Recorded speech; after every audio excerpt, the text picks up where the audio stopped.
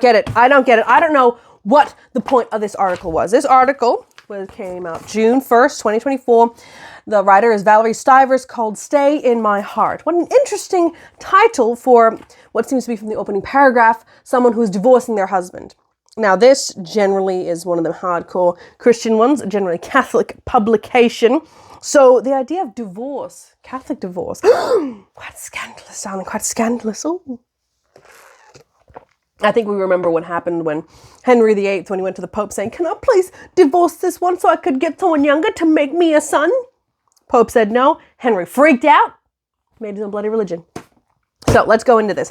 Now, what frustrated me the most about this publication, apart from, I don't know if she proofread it, because that's the opening paragraph is about her eventually leaving her husband. I'm going to call it divorce because that's what I'm seeing it is.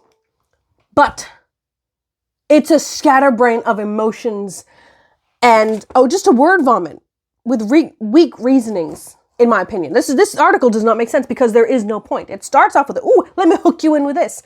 Goes absolutely nowhere. Let's go through this roller coaster ride of 4 pages of this crap. Oh my God. So opening up with, I would eventually leave my husband. Great. Tell us more, honey. Next paragraph, she's talking about having children, how it feels to conceive, I have a life within me. I'm not going to argue with that at all because I don't have children. I don't know what that experience is like at all. And of course, woman to woman, I'm like, girl, you know you're pregnant. Great. But then she also goes that she knows when the conception happened and she's growing a human within her.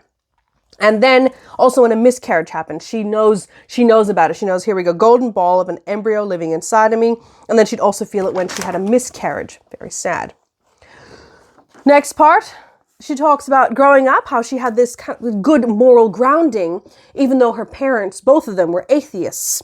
But she had this call to be somewhat religious from it. Okay. All right, let's keep going here. And then she goes off to her profession. She talks about what she does. Turns out she's a journalist, a food writer. See my confusion here going, Next part, she's talking about a book she read after her decision to divorce the husband. Came across this book. It's actually a trilogy, I found out. The whole thing is called The Kristin Lavransdatter. Lavransdatter. The reason I say it like that is because it's Norwegian. It's not a new book, it's an old one. The Norwegian writer is called Sigrid Undset.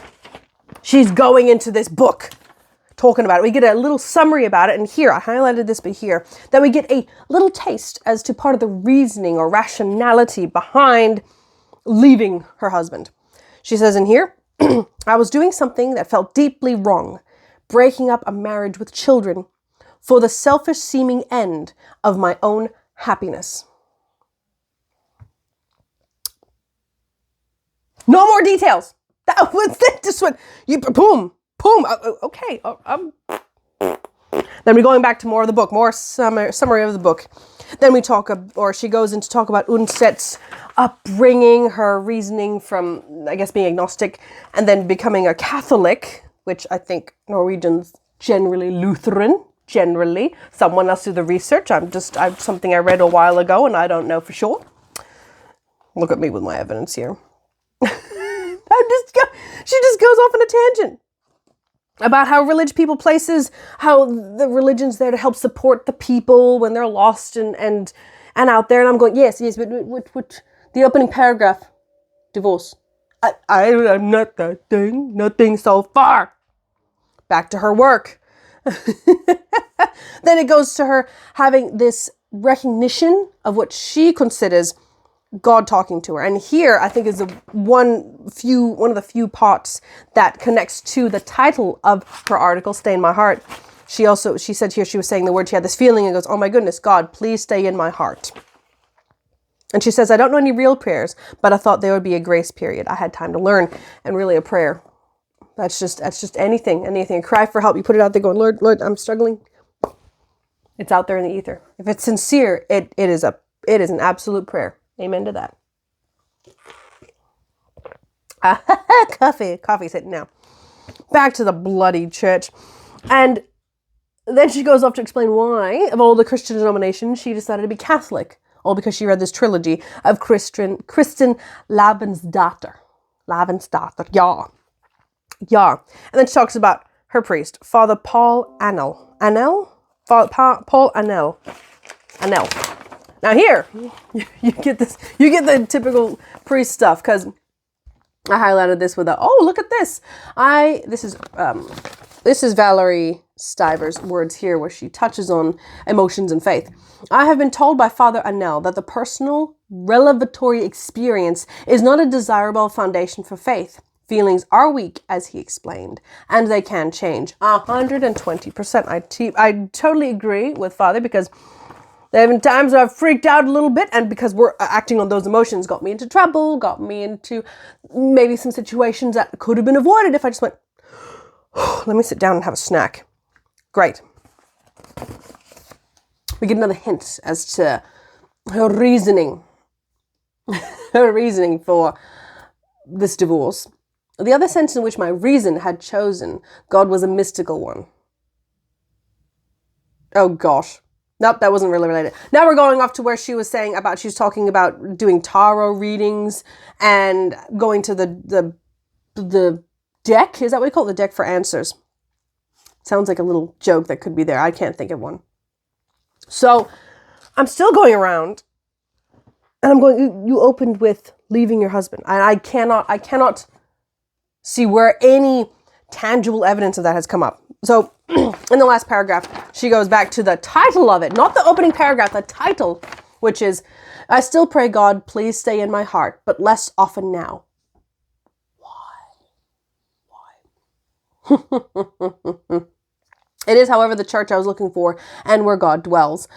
Gosh, this is just everywhere.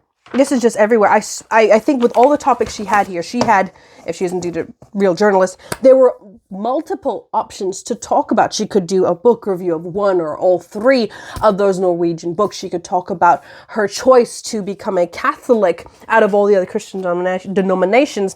She could have a whole chat about the feeling of God speaking to you as you're having children, conceiving, birthing, miscarriages, so many things around here. And even her this with Father Annell. My Father Annell, learning what she's going through. But this does not make any sense. If it is indeed about divorce, this is one thing that I do struggle sometimes with some of the Catholic doctrines, because if you're not keeping up your end of the covenant bargain, God doesn't, he's there all the time. But if you marry someone and turns out that they are not who they were as you were dating, per se, if they're actually quite manipulative, if they actually assault you, is that really reason to stay married to someone who hurts you? Because that's not love. What was it, Corinthians? Love is patient, love is kind, love is not boastful, it's not jealous. It's a good thing, because love comes from God. And if that wasn't coming, that's what... You could have made a very interesting article there to make an argument for, okay, yeah, divorce, okay, it's not a good thing, no, because you are tearing apart families, but what if it's more detrimental to the kids to see parents arguing, fighting, seeing the power dynamic, they're not equally yoked, there's either party overpowering, manipulating, that's just not good. I don't see any evidence of that in here. One thing I also do see is something that maybe would take a few years to come by. It took me, how old? I'm 3,000 years old, so of course it's this is coming out here, where sharing your own experiences to help others is what it is. But I see a lot of eyes in here. I felt, I had, I would, I was. It was a lot of this internal, hey, me, which for me, that's not what this is about. It's sharing. That's what she's doing here, of course, sharing all the things that she has learned. I chose, I discovered. Very introvert. They're very, very looking inward. Borderline pride. Borderline sin of pride. But you need some pride to get yourself out of bed in the morning, get yourself presentable for things like this, and of course going out into society. But, as what I'm reading here, early stages. So this, realizing things, digesting it, and then sharing it. That's when it gets fun. That's when faith gets fun. Cheers, my dears. Now, this article, everywhere, absolutely everywhere. I think that's my main concern. and complaint about it is, you've got Stay in My Heart. That's the title. You reference the title, and then I would eventually leave my husband. That's a sweeping statement. Where is the evidence for it, and you've just false advertising, honey. That's what I'm saying. False advertising. Absolutely false advertising. Going back to that header, Stay in My Heart. She mentioned it in the title, mentioned it while in prayer, and then here at the end, I still pray, God, please stay in my heart, but less often now. Why would that prayer stop? Why not expand in that? Why not expand in that? What's that for St. Francis of Assisi? Make me a channel of your peace. Or, what's the other song? Open my eyes, Lord. Help me to see your face. Open my eyes, Lord. Help me to see. What's the other verse? Abrir mi corazón. Live in my heart. So this is, that took a while to get to, didn't it? Why stop that prayer? Prayer is, I do believe if prayer is indeed sincere, you can say whatever, because it's God the Father, and you can talk to him about anything. Literally no judgment. Your therapist, your friends, they're good, but they do a little judge going, you did what? Ooh. I mean, look at me, I'm judging the whole bloody article. Ooh. Now, what was the point of this video? This video, to complain about this thing, is also saying, good Lord, can we go back to learning how to write essays? There are some, if I can find it, there are some links out there that help write essays. When I was in school, I detested writing them, but I think I know why. The reason why I detested writing them, and there were topics that I didn't like. They said, write this, and I go, I don't like Midsummer Night's Dream. It's not in English. It's in Middle English. We don't speak that anymore. I can barely do English modern. See? Barely do English modern, so of course it's a mess. But this had a title and intro, word vomit, week ending, essays, intro, saying your point, middle bit, evidence supporting what you're trying to do here, and then conclusion, you bring it back around. I thought we got taught this in high school. I thought we got taught this in high school. I'm getting frustrated now. See, my emotions are coming up. Thought we got taught this in high school, but I don't. I fail to see it here. And for it to be out with a publication, First Things, did someone review it and go, honey, what you doing? What are you doing? It's a mess. Why would you publish a mess? So, I really hope from this article, my complaint, if you're out there writing, you want to make a point, this is a great example of what not to do, because the thoughts are everywhere. Plenty of different topics which are equally interesting, equally have their own merit, but because it is a word vomit, no point. There's absolutely no point to this. No point to this article because no point was ever made. So, people, let me put some links down in the bottom of the stuff that I found to reinvigorate the essay writing bug you might have, that I certainly have now, because now I get to pick the topics. Yay, I can write about whatever I want. And for some of my other writings, guess what? I have a Substack. I write about stuff, book reviews, some other bits and bobs. I don't know if I should go too religiously because that is quite personal. And I'm as you are going through life, you're still learning. Despite me being 3,000 years old, I'm still learning every day.